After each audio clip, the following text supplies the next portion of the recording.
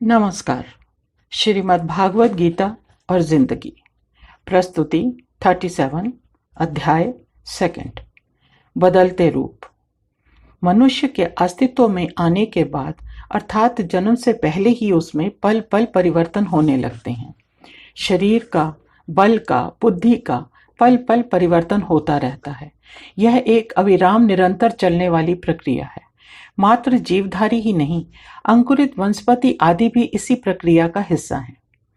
मनुष्य के शारीरिक विकास की अवधि एक निश्चित सीमा रेखा तक है। उसके बाद धीरे धीरे क्षय की प्रक्रिया आरंभ होती है। जीवन काल में एक ऐसा भी समय आता है जब ज्ञानेंद्रियां धीरे धीरे क्षीण होकर लुप्त होने लगती हैं। कुछ लोग इस प्रक्रिया से कम प्रभावित होते हैं या देर से प्रभावित होते हैं, ऐसा भी अक्सर देखा गया है। इस सारी प्रक्रिया के विवेचना पूर्वक चर्चा करें तो हर किसी में उतार चढ़ाव, मानसिक क्रियाएं, प्रतिक्रियाएं स्पष्ट दिखाई देती हैं।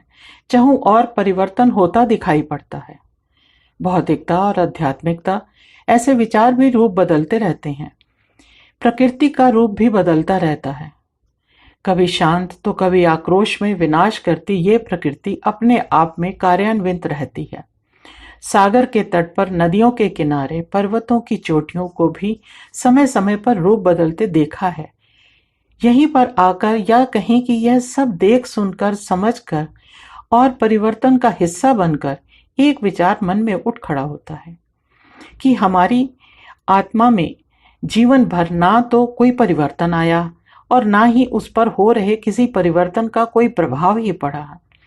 यहाँ एक बात ध्यान देने है कि परिवर्तन का प्रभाव हमारे विचारों पर पड़ता है, हमारे कर्मों पर पड़ते हैं, हमारे व्यवहार पर पड़ते हैं, हमारी रुचि अरुचि पर पड़ते हैं, शरीर की धमनियों में बह रहे खून पर पड़ते हैं, पर आत्मा पर कदापि नहीं।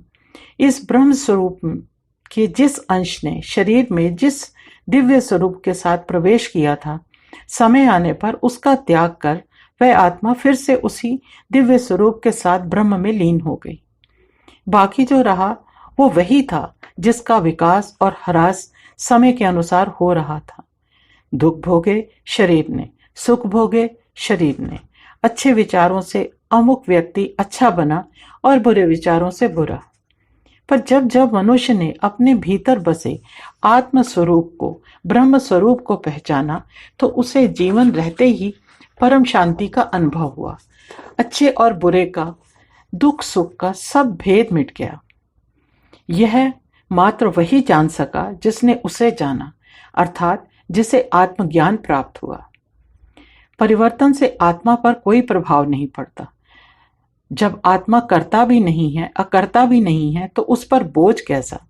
श्री कृष्ण ने अर्जुन को भी आत्मा के ब्रह्म स्वरूप को समझाने का प्रयास किया था। श्लोक 21, अध्याय 2। भावार्थ। हे पार्थ, जो व्यक्ति इस आत्मा को अविनाशी, नित्य, जन्म रहित और अव्यय जानता है, वह कैसे किसको मरवाए और कैसे किसको मारे। यहां तक तो अर्जुन के मन में एक ही दुविधा उठती दिखाई दे रही है कि मनुष्य का धर्म क्या है, और हम स्पष्ट देख पा रहे हैं कि इसी दुविधा के कारण अर्जुन को आगे बढ़कर युद्ध करने में भय प्रतीत हो रहा है। अर्जुन की इस दशा को कृष्ण स्पष्ट देख पा रहे हैं और समझ चुके हैं कि अर्जुन अपने कर्तव्य और आत्मा अर्थात ईश्वर के भेद को समझ नहीं पा रहा। इसलिए वे अर्जुन को समझाते हुए कहते हैं कि जो मनुष्य इस धारणा में विश्वास करता है कि आत्मा किसी का संहार कर सकती है या फिर कोई अन्य कृत कर सकती है, उसे ऐसा सोचने से पहले आत्मा के स्वरूप को समझने की चेष्टा करनी होगी। लेकिन यह बात उतनी सहज नहीं है जितनी सहजता से हम उसे कह देते हैं। प्रस्तुत श्लोक में यही तो समझाने का प्रयास किया गया है कि जो मनुष्य आत्मा को शाश्वत मानता है और उसे जीवन में हो रहे उतार चढ़ाव, अच्छे बुरे या लाभ हानि के कृत्यों से परे मानता है, वही आत्मा के स्वरूप को समझने का अधिकारी है। हम दिन प्रतिदिन होने वाले कर्मों में उलझे रहते हैं, पल पल दुखी और पल पल प्रसन्न होते रहते हैं, अपने कृत्यों का श्रेय आत्मा को देते हैं। यह एक भ्रम है, सर्वथा भ्रम है। जो रूप से परे, स्पर्श से परे, गंध से परे, हर बंधन से परे है, उसे दोषी कैसे मान सकते हैं। हाँ, यह कहकर हम अपने कृत्यों को, विचारों को या उचित अनुचित व्यवहार को अंतरात्मा की आवाज कहकर अपने सर का दोष हटा देते हैं। जब कुछ बुरा विचार करने का विचार मन में उठता है तो वहीं उसका प्रतिरोध करने की भी चेतावनी विचारों को सावधान रहने का संकेत भी देती है। पर हमारी प्रबल इच्छाएं और अहंकार सब अनदेखा अनसुना कर देते हैं। अब ऐसे में जो भी होता है या हो रहा है या होगा, वो हमारी सोच का ही परिणाम होगा, हमारे अहंकार का परिणाम होगा, जो स्वयं के लिए होगा। और निश्चित जानिए, इसमें किसी दूसरे की भलाई कभी नहीं होगी। विचार जन्म लेते हैं, कर्मों को आगे बढ़ाते हैं। जन्म शरीर का होता है, आत्मा का नहीं। आत्मा मात्र दृष्टा है। विचारों का प्रभाव मन, बुद्धि, वचन और कर्मों को जन्म देता है। समयानुसार शरीर में परिवर्तन होते हैं, विचारों में भी परिवर्तन होते हैं, कर्मों में भी परिवर्तन होते हैं। पर आत्मा, यह एक बहुत बड़ा प्रश्न है। यह प्रश्न पहले भी था, आज भी है और भविष्य में भी रहेगा।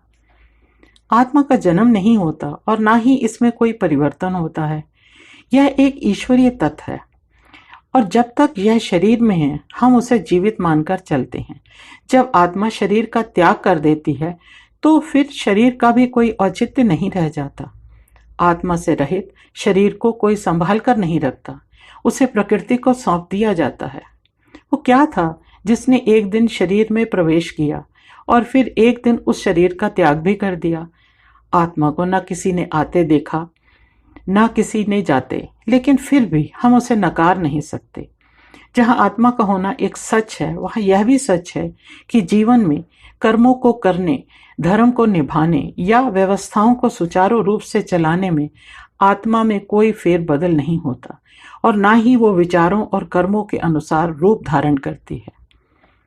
श्री कृष्ण ने अर्जुन से कहा, जब तुम्हें यह ज्ञान प्राप्त हो जाएगा कि आत्मा अमर है, अजर है, अजन्मा है और जो कभी शेष नहीं होती, तो तुम्हारे मन में यह विचार आना कि तुम कौरवों का युद्ध में संहार नहीं कर सकते, यह एक मूर्खतापूर्ण धारणा है।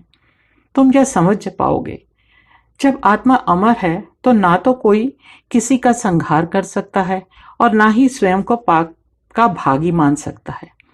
इस श्लोक को यदि हम ध्यान पूर्वक विवेचना करके देखें तो यहाँ श्री कृष्ण स्वयं को आत्मस्वरूप मानकर उपदेश दे रहे हैं, जिन्हें ईश्वरीय तत्व का ज्ञान है। वे अर्जुन को, जो भ्रम में पड़ा, निराशा के अंधकार में डूबा जा रहा है, उसे सही राह दिखाने का प्रयास कर रहे हैं। आत्मज्ञान देने का यह एक अद्भुत प्रयास है। जिस तरह प्रकाश के समक्ष अंधकार का अस्तित्व टिक नहीं पाता, ठीक उसी तरह ज्ञान का प्रकाश होना भी आवश्यक है, ताकि अज्ञान के अंधकार को दूर किया जा सके। कुरुक्षेत्र की इस विकट घड़ी में ऐसा उपदेश देना श्री कृष्ण का यह एक अनुपम प्रयास माना जाता है। धन्यवाद। नीरा भसीन।